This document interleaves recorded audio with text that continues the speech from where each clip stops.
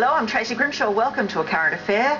Val Lehman may not have gone looking for trouble, but she's found it in her own backyard on what some have dubbed Dole Island. The prisoner star has declared war on her unemployed neighbours, telling them to get a job. No one hits me and gets away with it. On TV, Val Lehman was the prison bully. Who's next? Now, instead of fictional inmates, Val is taking on Dole bludgers, telling them to get off her island paradise and get a job. But it's not something the locals are happy about. I think if she's not happy where she is living, I think, you know, that's her choice. Val Lehman, a resident on Macleay Island here. I've known Val for many years. Telling people who are on welfare to get off the island.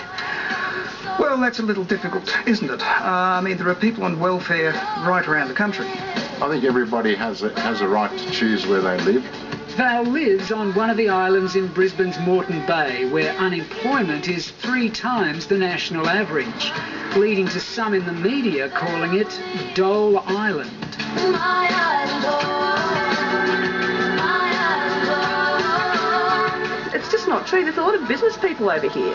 There's a lot of tradespeople over here.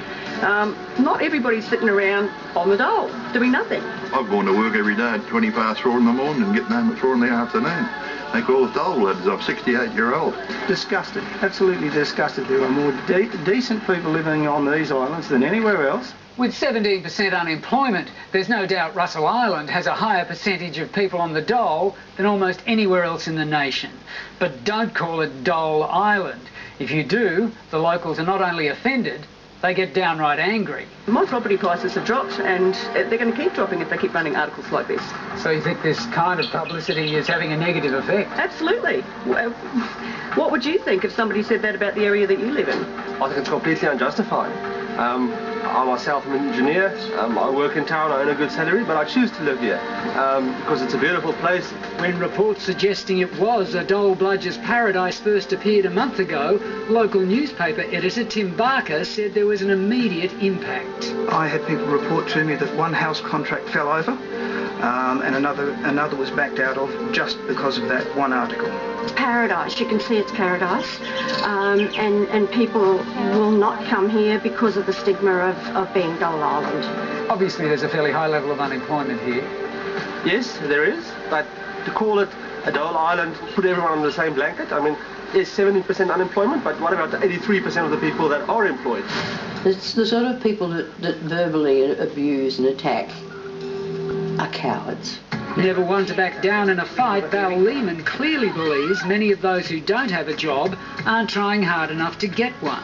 She's probably a bit more abrupt than I would be, but that is the situation, yes. If you are on the dole, it would be better to live elsewhere. Does she have a point? If there is no work here, should people on the dole maybe move back to the mainland? How do they do that? It's expensive to move house, as anybody who's ever moved house knows. To get a barge is over to the mainland is $100 return. Tim Barker says while rent is cheap on the islands, there are no jobs here, and transport to the mainland on the local passenger ferry is more than anyone on the dole can afford. It can cost up to $350 a month for somebody to work on the mainland. Now, if you're a low-paid worker, that's a significant chunk.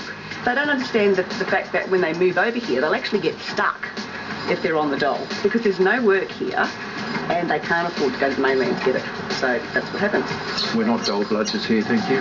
I don't know any dole bludgers on this island, and I've been here for 11 years. There's an expensive living on those islands. They're isolated communities. Transport is certainly an issue. Local Mayor Karen Williams says while they are islands, these places are not alone. I think you find that in lots of communities that are isolated in Australia and Queensland, they have those similar challenges. There are people who come here because they've got no money, they've got a cheaper way of living, and they drink too much, and well, that's it. They don't need to be on the dole, they can go and find a job. So while everyone seems to have a different solution, not many have agreed with Val's idea of dumping those on the dole. There's a place for everybody. Everybody's got to be given a chance.